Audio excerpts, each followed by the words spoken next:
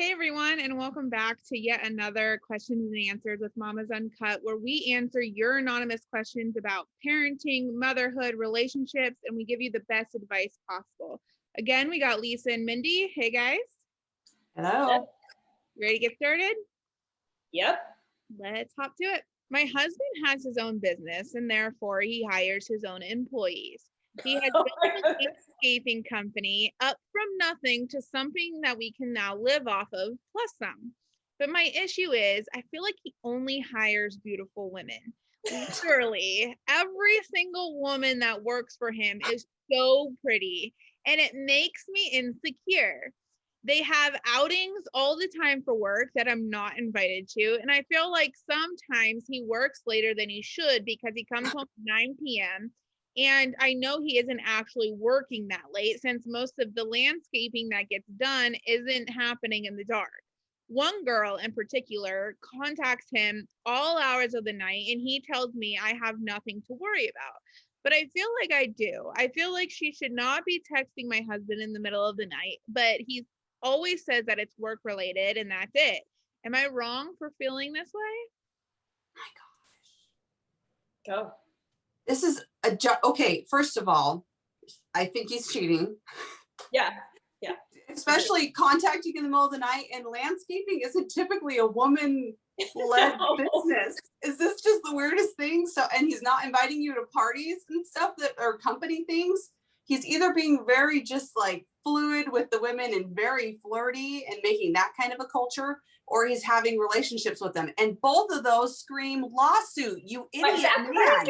Both of them are total lawsuits. Yeah. Exactly. That's what I would say to him. I'd be like, listen, I know you're doing sketchy crap, and this is our business and our livelihood, and everything you work for could be ripped apart by any of these people making a complaint against you.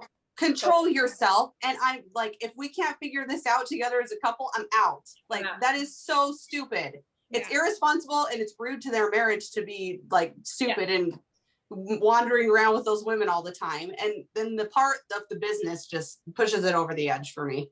Okay, she needs to implement the hot nanny rule, which we all know the hot nanny rule, right?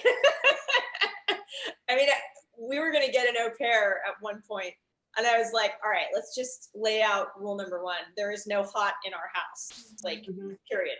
Yeah. And they're definitely not living in this house, and we just, that's it. So yeah, I encourage you to implement the hot nanny rule. It's effective, and it's going to save your financial situation down the road, because I totally agree with you, Mindy. I'm listening to this, and I'm like, lawsuit. Exactly. Totally. Oh, he has not learned about Me Too yet. Clearly. Yeah. I don't even know if I have words for this. You definitely just need to sit down and have a chat and be like, look, I don't care if I don't have anything to worry about. These are the things that you need to worry about. Like, exactly. Put it back onto him. Like, I mean, that's the only way he's gonna, like, there needs to be a boundary there. Work, personal boundary. Yeah. And I've worked at only startups in my professional career, and every time we've had an outing, spouses are invited. Yes. Every single time. Oh, yeah. I went to a single company party where spouses weren't there.